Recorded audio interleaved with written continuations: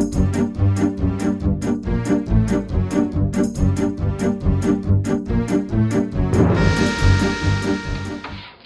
so we've added our top-off water to just above the 5-gallon mark. I always put it up to there because inevitably you're going to lose some of the beer to the trube in both your primary fermenter as well as in your carboy, as well if you spill some when you're bottling. All those end up to just deplete the number of filled beer bottles you'll have at the end of your batch. So you want to have a nice full batch.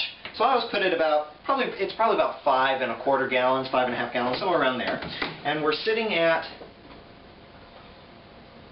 right at about 70 degrees, so this is going to be perfect. We're going to take our hydrometer reading now so we can figure out our potential alcohol.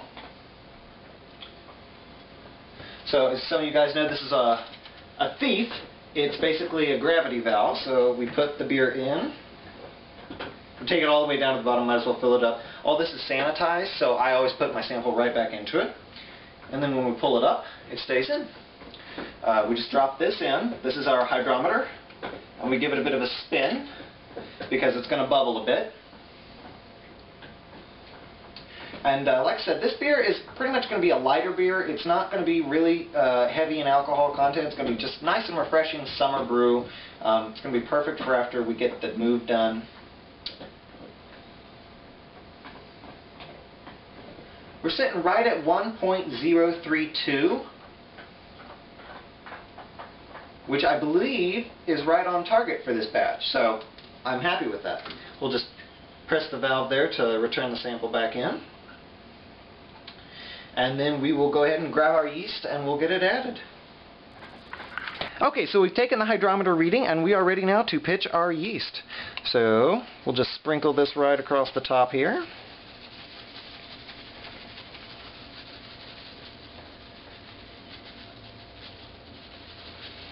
Doesn't have to be super uniform because I always tap it down in anyway.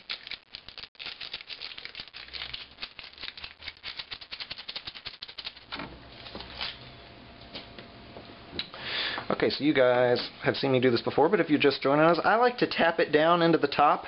I usually don't give it a full-fledged stir, but I do like to get the yeast rehydrated, and so that way they can start the fermentation process as quickly as possible. This usually has worked out great for me in the past, so I have no reason to think that it won't work out smashingly this time as well. You can really smell those yeast actually after you add it and start doing this.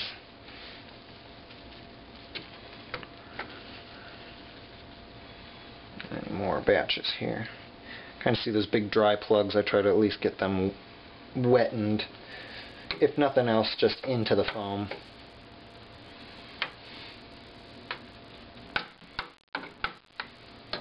No yeast on our spoon really, which is awesome. Okay, perfect. So now we just need to pop on our lid here.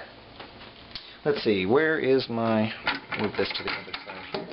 I always try to line up the airlock and my thermometer at least on the same side, so that way they have a bit easier access. And that way I can see how it's bubbling and I can check the temperature. All in one big swoop. There we go.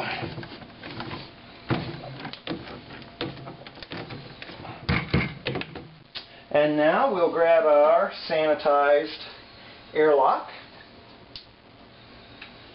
Just plug that right in. One thing, I always do this, but I never tell you guys why I do it this way.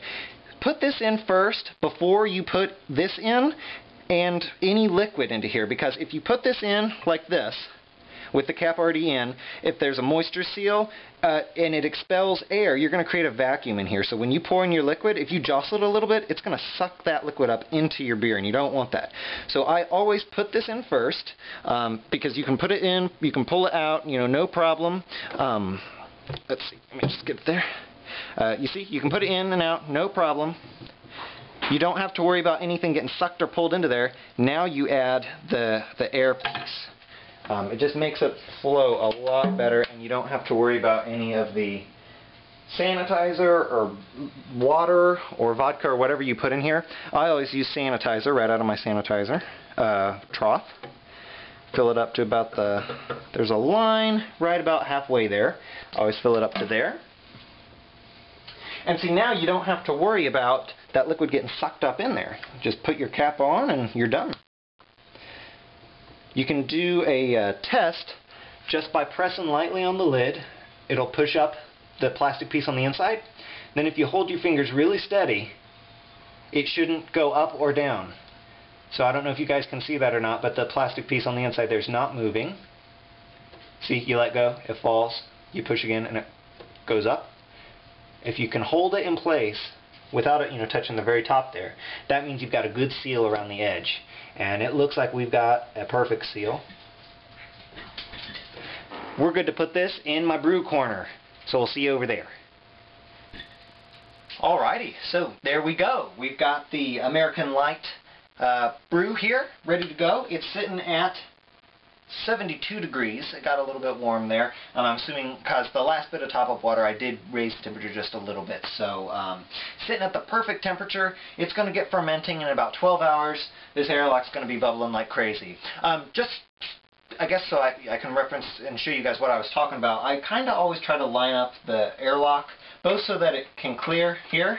That's important. I made that mistake too many times. As well as on the same side as the thermometer here. So that way when I've got these both back there, I can just quickly look and see, okay, this is sitting at this temperature, nothing going on there, cool, or if it's bubbling, that's cool too. Same over here, we'll see, okay, the temperature, is the airlock moving, how's it looking, we're doing fine. So it'll be about 5 days in here. I will be doing a secondary fermentation with this batch because being a light colored beer, I want it to be as clear as possible. So I'm actually going to be picking up a new carboy this week. And we'll be having that one set in the secondary for, I'll probably let that sit up right until, a week or so before I move, just so that way it gives it the most time to clear, but then gives it time, it'll still be fresh in the bottles, but it'll still give it time to get some carbonation and get a little bit of body built up. So, until then, we'll see you guys. Thanks, as always, for watching. Please feel free to rate, comment, and subscribe to the channel if you enjoy what I'm doing here. There's a lot of other videos, so if this is the first series of mine you've watched, feel free to check out. We've got an oatmeal stout video. We've got the Edmay IPA stouts. Or not the Edmay IPA. Sorry about that. All those great videos to watch. So, check them out, tell your friends, and we'll be seeing you guys in just a couple days. Cheers.